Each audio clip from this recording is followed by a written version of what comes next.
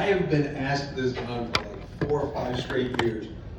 I got sick, there was the pandemic, someone died, and last year I got booked to do a film in Oregon, which just last weekend I was at the Tribeca Film Festival where it premiered. It's called Paradise Records. It's not for the faint of heart. It's a Logic, the rapper, produced, wrote, and starred in it. I played bad guy. It was fun. Anyway, that's why I wasn't here. So tough. Just want to thank you for showing up and say I love all your work and say that one of your more underrated roles as Superboy in Young Justice. Will we be able to get to see more? Oh, I wish. I don't think so. I don't know. It's DC, Warner Brothers. When it's Marvel and Disney, DC, Warner Brothers. It's a hit show. Everybody loves it. The fans got it back the first time, but 4 seasons aired on 4 different channels, and it's been a really tough time since the strikes and the pandemic. Studios are bleeding money. I mean, it's a real thing, and I just was with Corey Payton a couple weeks ago. I saw him, and we were talking about Aqualad, and we were talking about if we hit the lottery, I would fund it. If they would give me the rights to do it. It's amazing that a hit show. I did a show for Peacock called Hysteria with Julie Bowen and Bruce Campbell, Anna Camp. 91 or 93% Rotten Tomatoes, and they nixed the season 2. They're like, nah. And you're just like, what are they doing? It's like, people like something, they don't promote it, and it just drops. Now, maybe they have other things coming down the pipe that I don't know about, but I don't understand what's happened. The business has changed so much in the last 30 years since I've been in it, that you have to just ride the tide. It's just the way it is. As for more, everybody involved with Young Justice had an idea. The writers had season 5 an idea what they wanted to do.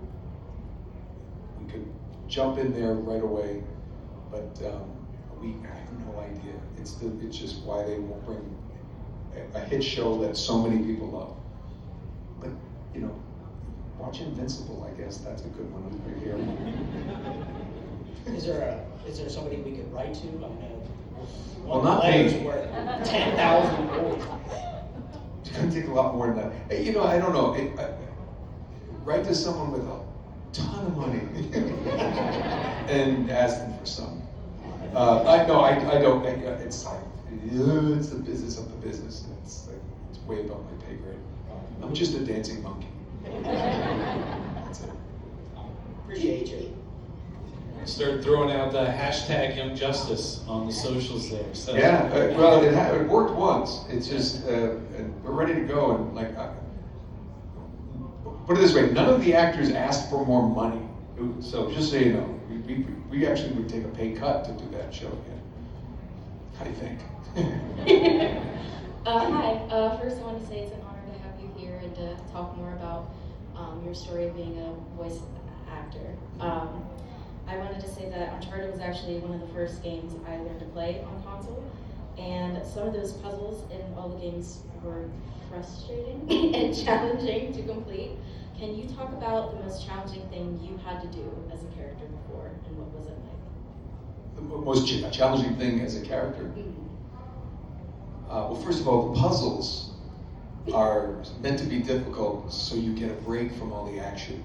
It's literally designed that way so you kind of, okay, decompress. It's kind of like the humor in a horror movie. Just that little bit just gives you a chance to regroup and watch the rest. So they were done that way on purpose. And the most challenging thing I ever did is Mafia 3. I played Remy Duval, well-educated, high-end guy who is the most racist human being. This was motion capture, and I remember doing on the script. There's egregious use of the N-word, and it's set in 1967 among the actual events. And again, talking about how games have evolved, sometimes, you know, you miss that day in history class. You don't know the history. So certain games have been able to touch upon actual events in history. And 1967 was a very pivotal year in the civil rights movement. And, you know, but they set it among this great gameplay, but there's actually, you know, I think Lyndon Johnson is in, you know, they have he's not in it, he's dead, but somebody playing it, and actual news footage and stuff like that. But it was so hard to you know, when I got the script and I was looking at it, I said, you know, this would be a real challenge as an actor. Let me see it, you know, do it. And when it's on paper, it's one thing. And then when you get into a room with other actors, and you have to say these things to, you know, a black man, face to face. And there's one great actor, there's one scene, and he just, you know, as I'm threatening, he starts crying, and I'm just like, I mean, you have to put aside yourself and your empathy and sit in this. I've never known hatred like that. You know, I mean, I don't think anybody in this room really known, like, you know, looking at another human being in such a despicable way that, you know, it's like, you're nothing. And that was the challenge for it. It was much more difficult than I thought it would be. I mean, it really was uncomfortable. It was, and the other actors were great. They were supportive. They're like, look, this is history. Some kids aren't going to read about this or get taught this. You know, like they play this game, and it might get them to look this up, Google this, and figure, you know, see this, because it's real. And I remember calling Alan Tudyk. If you know Alan Tudyk, great actor. I called him after that day, and I said, I got to talk to you. I mean, after talking to my wife, it was just like, I was freaking out a little bit, because it was really, like, you take it off, and then you go back to the hotel, for, you know, because we were shot up in Northern California, and you're sitting there just feeling filthy. Just like, oh, this is awful. Because you sit in that person's hatred. But he doesn't, you know, but he's charming, he's educated, you know, so it wasn't like, damn, the redneck. It was like, no, this is somebody who should know better. And I called Alan Tudyk, who played a very racist coach in 42, the Jackie Robinson movie. And I told him the whole story. He goes, and I said, I had to do this speech, you know, with a burning, you know, didn't really have it, like the cross is burning, and he's rallying these people, and I'm just saying the most racist things. And I said, there's like, they had like a group of like 20 people up there, you know, the crew and everything. He goes, 20? He said, I had like 5,000 people in a baseball stadium. I said the N-word about 600 times to Chadwick Boseman. He said, and I'm the most liberal. I'm like, yeah, he's like, it was sickening. So he didn't make me feel any better, is what I'm saying. He's hung up on me. Deal with it. No, but that was it. That was it. It was just, but we got through it, and the game actually did what it was supposed to do. And but it's not something I would want to revisit unless I'm getting paid a lot of money, because it was. But as an actor, you do know, like, okay, I did it, and it came out okay, and I know that's not me, but that's what we do. That, you know, and tapping into that though was I mean, again, nobody in this room you can't fathom that kind of hatred to another person. You can dislike someone, you might even but like, I mean, you know, he would just sit there and shoot. He could shoot somebody, whatever. Hey, somebody take care of that. It was just that. It was just this wall. So, okay, somebody asked something about something fun. Thank you. I actually think about it, and I feel a little nauseous. It was really, really uncomfortable. Hi, so my first tattoo will be Sig Parvis Magna on my forearm. Right there. Oh, that's awesome! Yeah. And I missed the first autograph sessions because the lines were just so long. Well, you know, hey. Because you're famous. And The first time, I'm here all day, so. Okay, Yeah. I was wondering if there's any way I could get you to write down Sig Parvis Magna and I could get it tattooed on my arm. So that way, like, you could write it and it'd be your. I got one Or is that like. one rule. So I was telling you about the film with Logic. Logic is a wonderful guy, incredibly talented, huge Uncharted fan. He asked me to do that. Then of course I did it.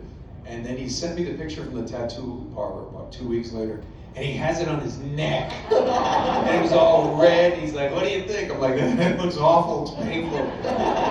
It was funny because I said, neck tattoo, nice, you're unhireable. And he said, that's cool, I'm rich. Yes, I will do that, and I promise not to misspell it. I made one guy, he came up and he said, check it out. And it said, sick parvis magnet. I was like, oh, that looks great. Yeah, I got this. My son turned 8, when he turned 18, said, what do you want for your birthday? He said, matching tattoos. I was like, oh. I said, all right, I get to pick it though. And fans have always been saying you should get one. So he got his on his wrist, and I got it where I don't have to cover it with makeup if I'm working on camera, because they always do all these things. So, yes, I'll see you later. We need a good size. If you find a blank piece of paper or something, depending on how big you want, I guess tattoo artists can probably. Okay, well, I can write as big as you want. I can print it. Check my spelling though. Next question, what kind of tattoo would you like? I was like, I want to get like a little, I thought about a compass right here, but then somebody said it really hard. On your wrist. The GNA, when it got to my armpit, got a little spicy, not gonna lie. And my son's right there, does it hurt? And I literally just like, I kung fu that. I was just like, I'm good. And again, inside my head, like when I got hit, I was screaming. The guy's like, we're almost done. He could tell. Go ahead, sir. So I became fascinated with the idea of motion capture and seeing a lot of like the behind the scenes stuff that Naughty Dog was putting out back when Uncharted was like still like coming out and everything. What was your favorite mocap scene that you had to perform over the course of all 4 games? Oh wow, that's a lot of mocap. You have to remember, we did Golden Abyss, the Vita game, at the same time we did 3. So I have so many great memories from that. To pick one kind of scene when you're doing, I think it's funny, it was mocap, now it's perf cap, it's performance capture. It's cap. It's the thing. My favorite scenes were probably the ones with the ensemble of stuff. Working with Graham McTavish. Graham McTavish played Lazarevich in Uncharted 2. He's in Outlander. He's got a character in The Witcher. He did Preacher. He's doing the new Spartacus series. He was in New Zealand. I was with him when he got the call that he got Dwalin for the Hobbit movies. And he was in New Zealand. He was Lazarevich in Uncharted 2, the bad guy. He and I became such good friends that they wrote him as Cutter, Drake's best friend, in 3. So when we did 3, he was doing The Hobbit. He would fly from New Zealand, stay with me and my family.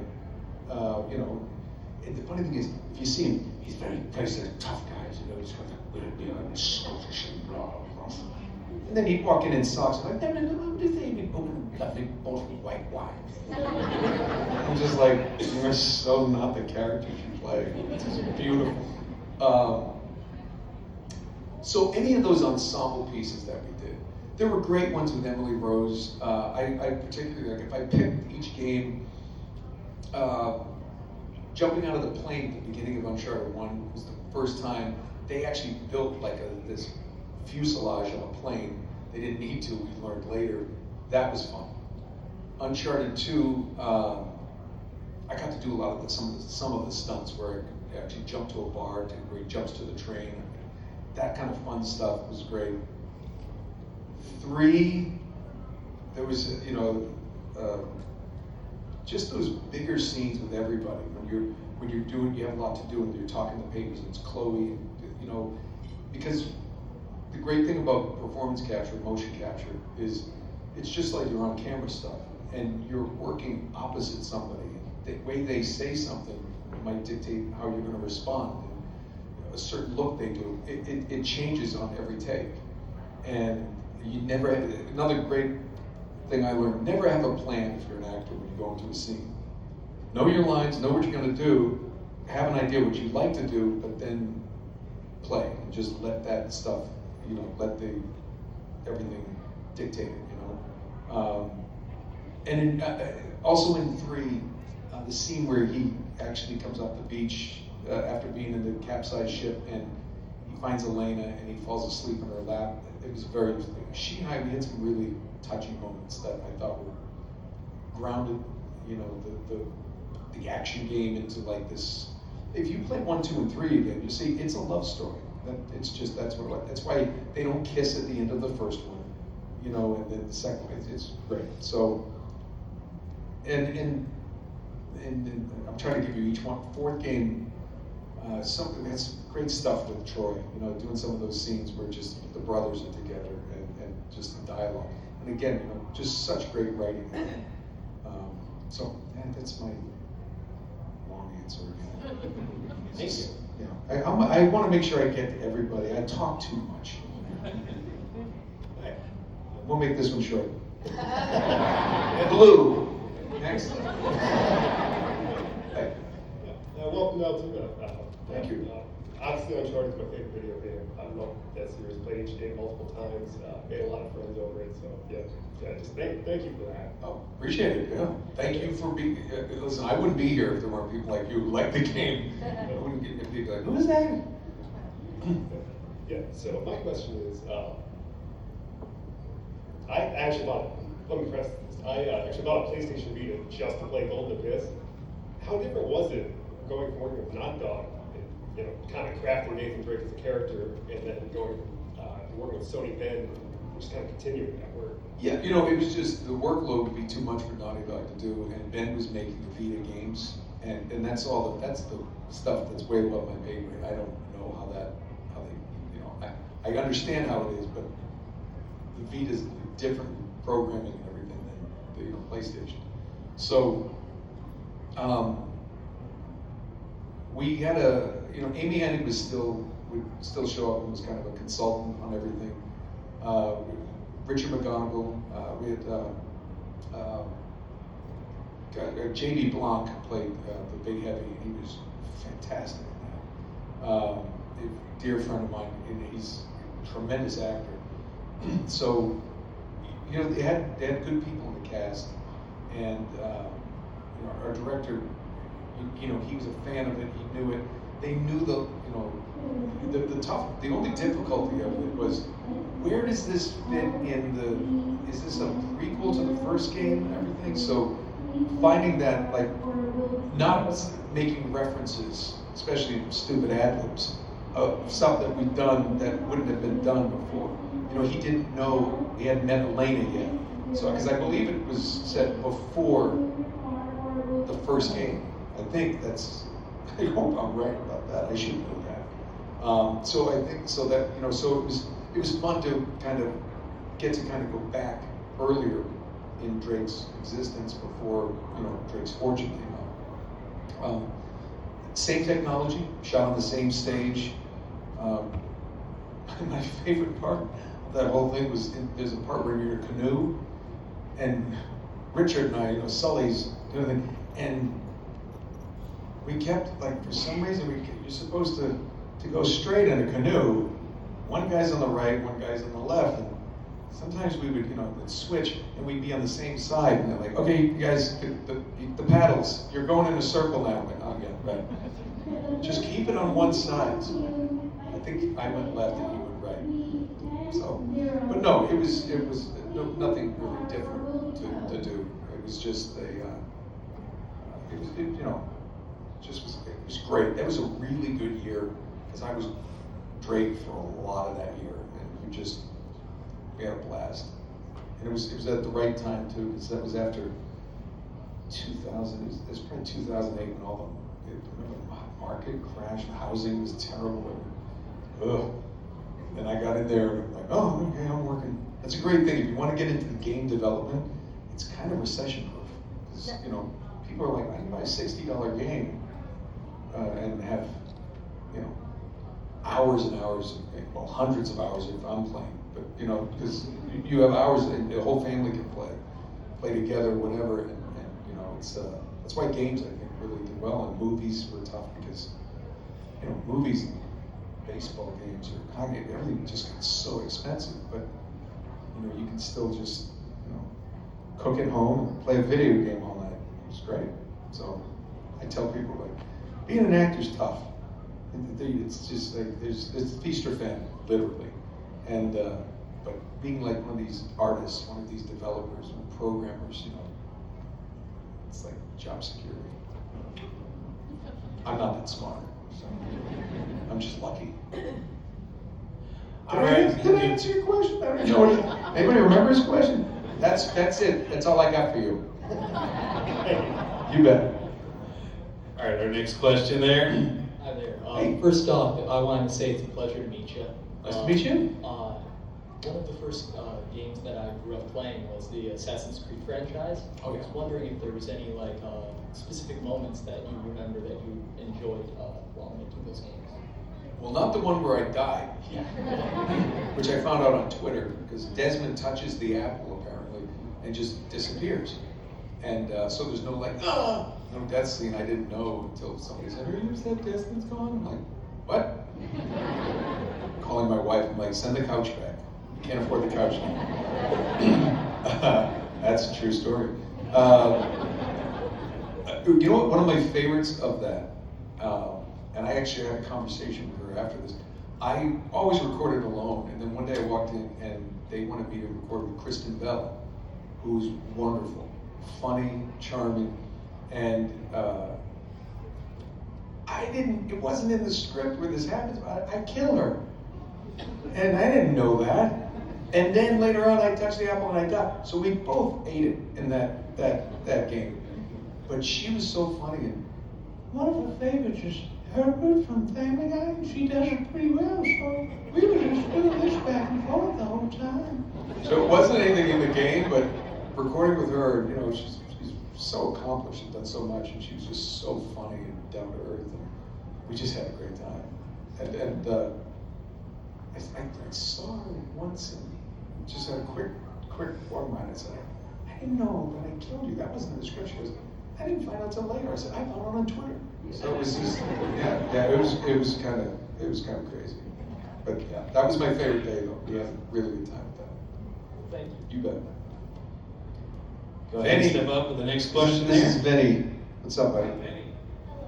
He's an Eagles fan, so. I had a question. Yeah, what?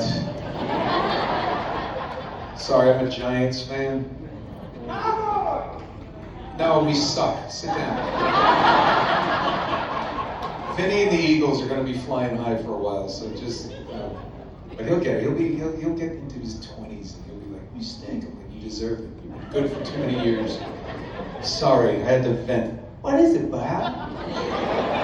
What's your question, buddy? My question is, what is your favorite thing that you voiced in?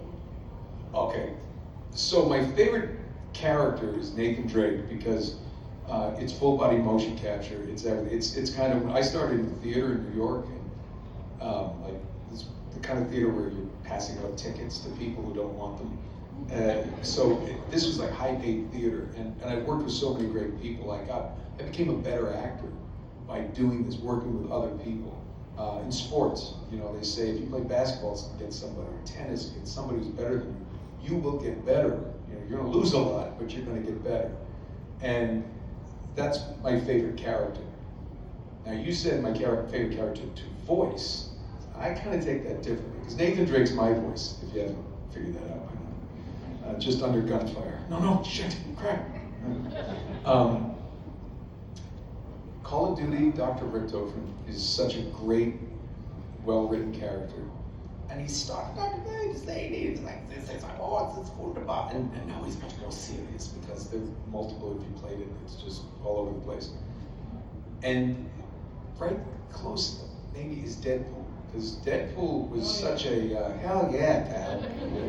Deadpool, and I realized both those characters, Dr. Richtofen, he controls time, he's smarter than anybody. So everything he does and says, he has a plan, and there's no consequences because he already knows the outcome. Deadpool doesn't have a plan, but he knows the outcome because you can't kill me, it's fine. Come on, movie, what are you gonna do? Kiss me. You know, it's just just fun. And every time I get a Deadpool script, you know, they push it as much as they can. And then they also tap into my ridiculous brain and let me go. The Hulk vs. Wolverine movie, I got that role. It's the first time Deadpool ever spoke in any kind of feature. And I was doing Wolverine and the X-Men, playing Cyclops. They came to me, they said, we just did this movie, Hulk vs. Wolverine. Do you know Deadpool? I'm like, yeah. And they said, well, we had someone do it, he's great, but we think it's not quite right. And they said, do you know how you were always saying things, doing things in between takes of Wolverine and the X-Men that would get us fired or canceled? Or canceled? I'm like, yeah, because I got a dirty mouth. And I said, yeah. They said, we think that might be Deadpool. So we went into the studio, and they told me the premise and everything, and they had a TV screen in the booth. And they said, we're going to play the film. We'll show you. And I said, okay, great. See the scenes. I'm like, okay. And they went back into the, on the other side of the glass where they control engineer and everybody is. And I said, wait, I need a script. And they said, no, that's the fun part. We're going to show you the scene, but we've taken out the Deadpool lines. There's no mouth flaps, so just make it up. I ad-libbed the whole movie. And, we did multiple passes, and some things worked, some things didn't, but we ended up with a movie. Just like, it's so everything you see and hear is just, which is perfect for Deadpool, because I don't know the context of the movie. Deadpool wouldn't. Even if he has lines, he's not gonna say them.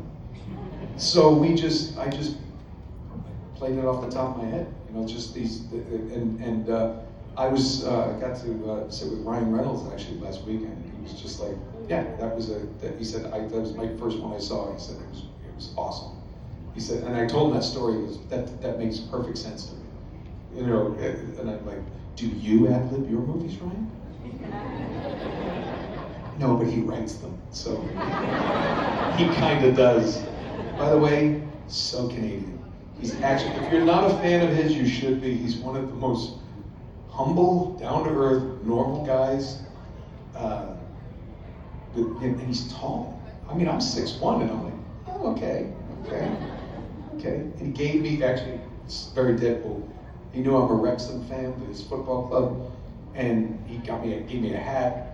And then as I'm walking out, he grabs his sweatshirt and goes, hey, it might have a stain on it, but here, take it. That's the one I actually wore in the show. And I'm like, he said, this is yours? He goes, yeah, it's yours now. He said, I can get another one. And I just went, it smells like you. And he goes, it was very, very odd, because we both have a very similar sense of humor. It was kind of like, we were laughing about it, because he's just so normal. Great guy. So, be a fan. Which millions of people are, I don't know why. He needs my endorsement. He's really going to take off now. Vinny, aspire higher than me. I don't know what I'm doing. Well, we'd love to get to everybody. We have time for one more question. Well, wait, maybe if I go rapid fire. Want to go lightning round? Go lightning round. Okay, let's do it. Lightning round. All right, so as the voice of Deadpool, the video game was probably the hardest I have ever laughed in my life. Is there any kind of ad lib that you did for that game that did not make the cut? No, I mean, I tell myself to F off in an ad lib in the Deadpool game. If that made it, and I actually did that, and they go, can we use that? I'm like, yeah, sure. And yeah, so I'm sure some did. It's literally just like, I just vomit stuff out, and they just pick what they like. I honestly, God, sometimes I walk out of a session, like, what'd you say? I'm like, I don't remember. And it's true, I know. So most of it probably made it, because they were great. But they wrote great stuff too, so I don't want to take that away from them. Writers are very, very important. You can't ad-lib unless you have, this is not lightning, is it? You can't ad-lib unless you have a good structure. Good writing and good structure allows you to jump off if you think of something, but if you don't have that, There's nothing worse than just a bunch of actors just making stuff up without structure. Except me, of course. Lightning, yeah, this is slow lightning. I'm sorry, Spidey, quick, let's go. Hi, it's a pleasure to meet you. It's my pleasure. Uncharted games.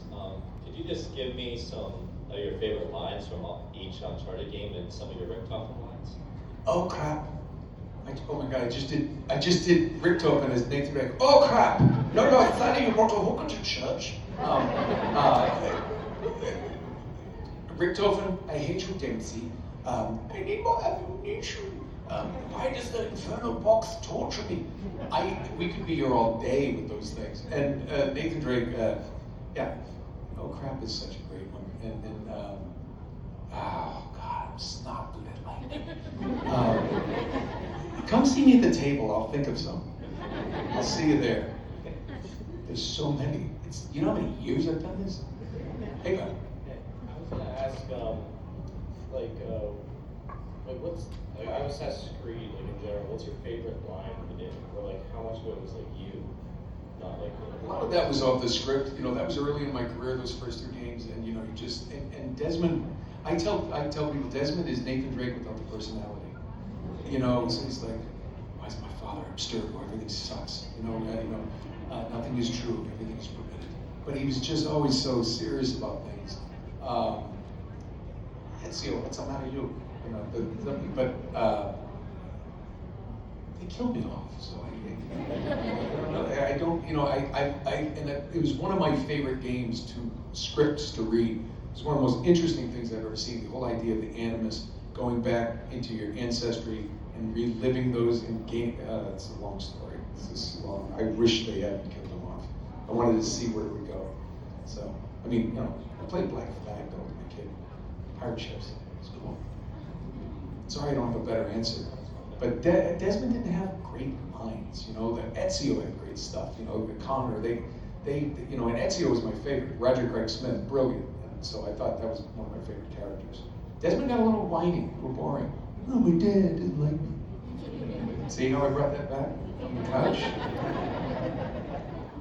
But if you have any more questions, meet me at the table. Let me get these last 2 and we'll let you go back. Anybody else have to pee? So one of the games I actually didn't know that you were in until you were announced to come to Comic-Con was The Last of Us as David. That's right, tiny little pieces. How did you feel about playing that character? Loved it. Neil Druckmann came to me. The idea to play the big heavy in the end of Last of Us after being Naughty Dog's hero poster boy was great. And my favorite part of he showed me the artwork and I saw this picture of him and it's the picture of David holding the rifle and it's just slumped to his side and he has the kindest eyes. He's a kind face. And it made me think of the actor David Strathairn. He's been in tons of stuff. Google him, you'll be like, oh yeah, that guy. And that's why I wanted to find a voice that was very kind and gentle, somebody we can get you that medicine. So then when the turn comes where he's not so nice, you find it, but he's not a villain. I don't treat him as a villain. You never play villains, even Remy Duvall. You have to find something that you like about him. And the charm of Remy Duvall was great. What he used it for was evil. But with David, they said, he was so evil and he ate people and he tried to get Ellie. And I said, well, from my perspective, it's an apocalyptic world. I told you, lightning, terrible. It's an apocalyptic world. We're loving it. He is in charge of taking care of his flock and all these people. Food is scarce. What are they going to do? They go to the unthinkable, I don't think they're sitting there going, oh, we're going to eat Gary tonight. It's going to be great. I always liked Gary. He's even better with some ketchup. And then with Ellie, I had to justify that. It was like, well, here's somebody what if all the women, they can't procreate? What if all this stuff? But she was so young. I was like, well, she was, yeah, but back in less than 200 years ago, people were getting married off at 11. You can't use, if David walked in here, you lock him up and throw away the key, but under those circumstances, everything has to change. That's how you justify a villain. So to do that character, I thought it was great to be able to play it like that.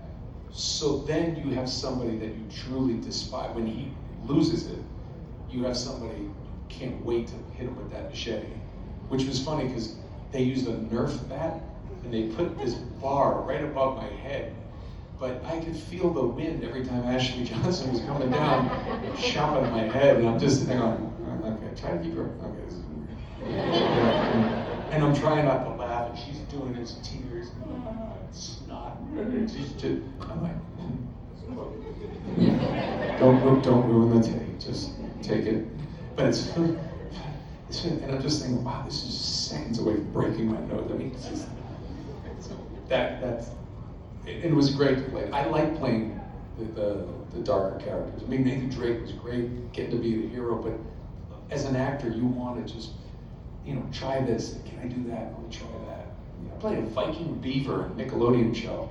Yeah, I love that. That's what I love about voiceover, too. Different characters. There you go. See, I told you, get the one. Yeah, we got, you're on the spot now. You're the last question. This better be good, boy. That's for Sam Elliott. AARP.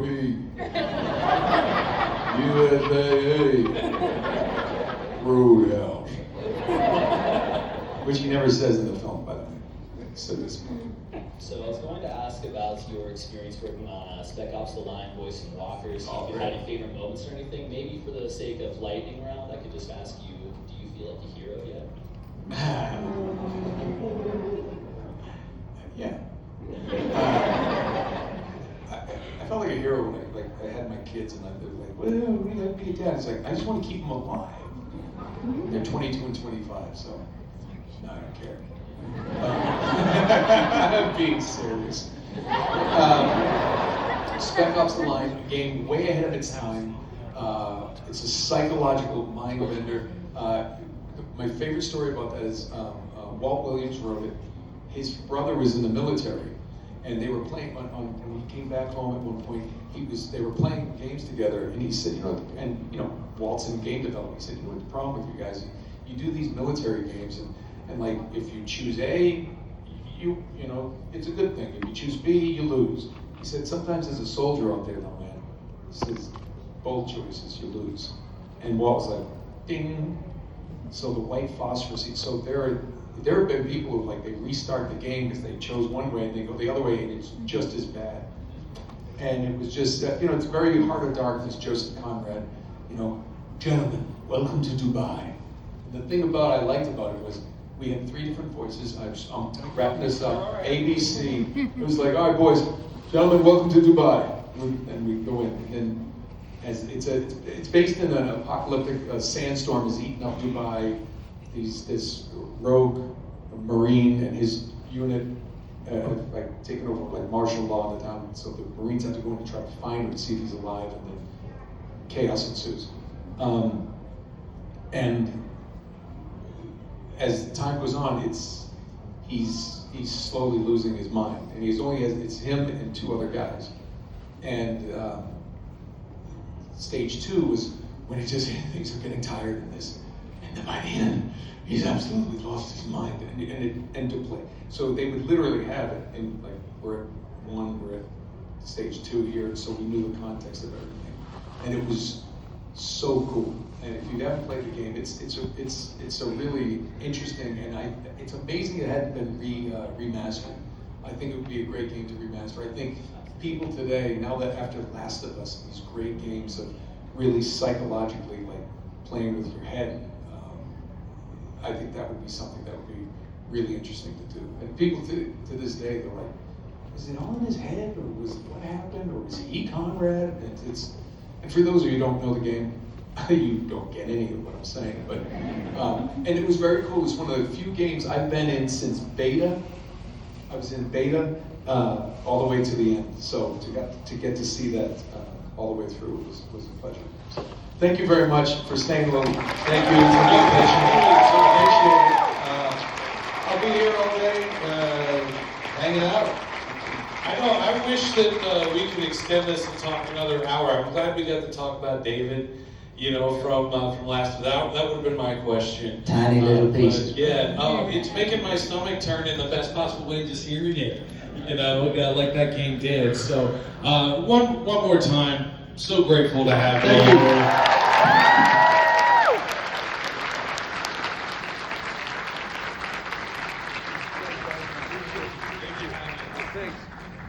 All right.